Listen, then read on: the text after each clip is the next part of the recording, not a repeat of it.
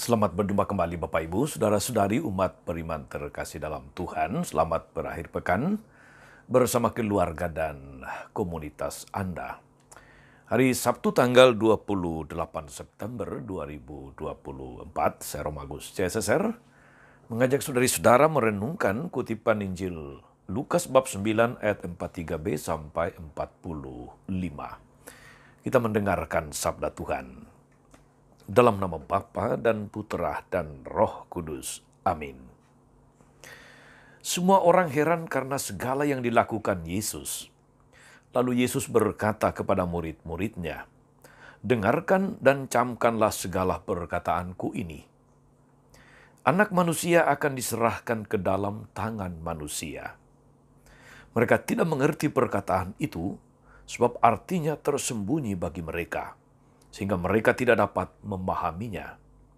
Dan mereka tidak berani menanyakan arti perkataan itu kepada Yesus. Demikianlah sabda Tuhan. Bapak Ibu Saudara-saudari, umat beriman terkasih dalam Tuhan kita Yesus Kristus. Untuk kedua kalinya Yesus memberitakan atau memberitahukan tentang penderitaan yang harus ditanggungnya. Dengan mengulang sebanyak 2 kali, Yesus bermaksud agar para muridnya segera memahami bahwa Ia sebagai Mesias memang harus menderita. Pada waktu itu Yesus masih dipandang sebagai Mesias yang akan selalu menang dan tidak akan pernah menderita. Saudari dan saudara umat beriman terkasih dalam Tuhan, kita juga mungkin seperti para murid Yesus. Meskipun sudah berulang kali Yesus mengatakan kepada kita bahwa setiap orang yang mau mengikut aku, dia harus menyangkal diri, memikul salib dan mengikuti dia. Toh hati kita tidak selalu siap juga untuk menerima dan bertahan dalam penderitaan karena iman kita.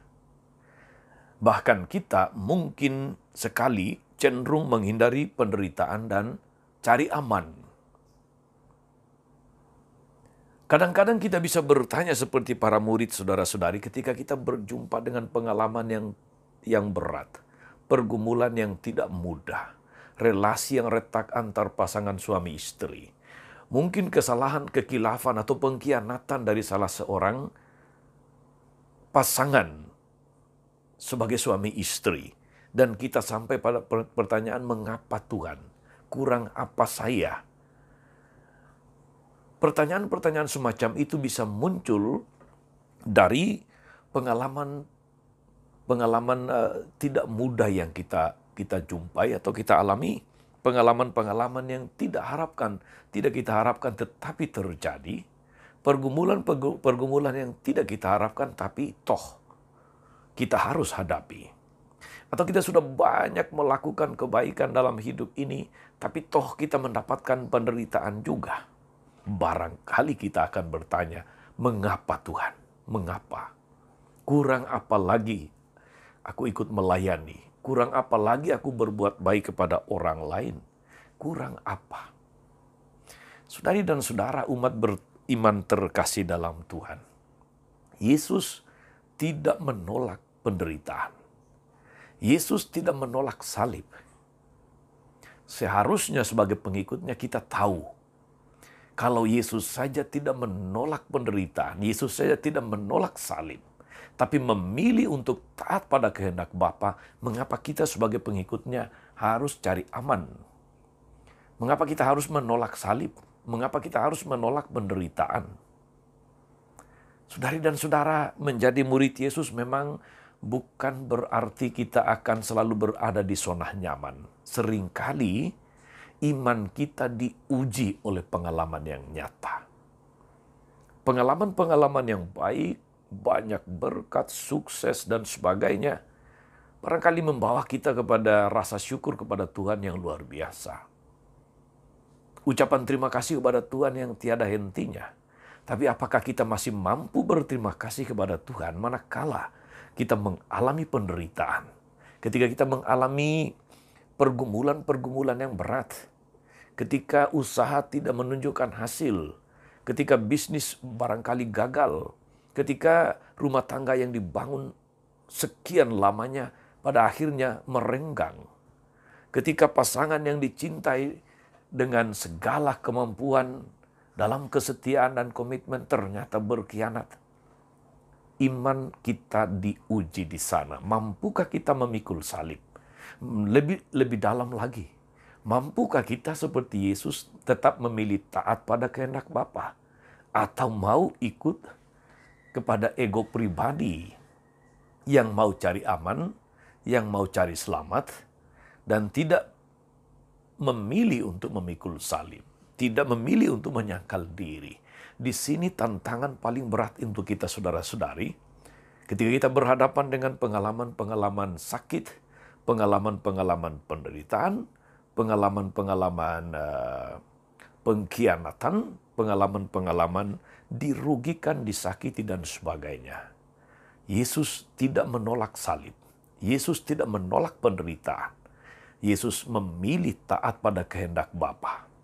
Itu adalah sebuah teladan agung bagi kita untuk juga mampu memikul salib-salib kita sebagai bagian dari mengikuti Yesus, bagian dari memikul salib kehidupan kita. Percayalah saudara-saudari, salib itu selalu membawa kita kepada kemenangan jaya. Manakala kita mampu memikulnya dengan setia, penderitaan itu akan membawa kita kepada kemuliaan. Manakala kita mampu memilih untuk tetap taat pada kehendak Tuhan daripada cari aman, cari selamat. Ingat saudara-saudari, tidak ada Paskah tanpa Jumat Agung. Kita tidak bisa berharap kebangkitan tanpa melalui salib. Demikianlah dalam hidup ini, semoga kita diteguhkan saudari-saudara untuk mampu memikul salib-salib kita. Penderitaan-penderitaan yang kadang-kadang tidak bisa kita tolak, yang harus dihadapi, yang harus kita jalani dengan suatu sikap iman. Baik Tuhan, saya memilih untuk tetap setia. Oke Tuhan, kalau memang ini jalannya, aku mohon kekuatan. Dan jalani hidupmu, pikul salibmu, percayalah selalu ada kemuliaan di balik penderitaan. Tuhan Yesus memberkati kita semua. Amin.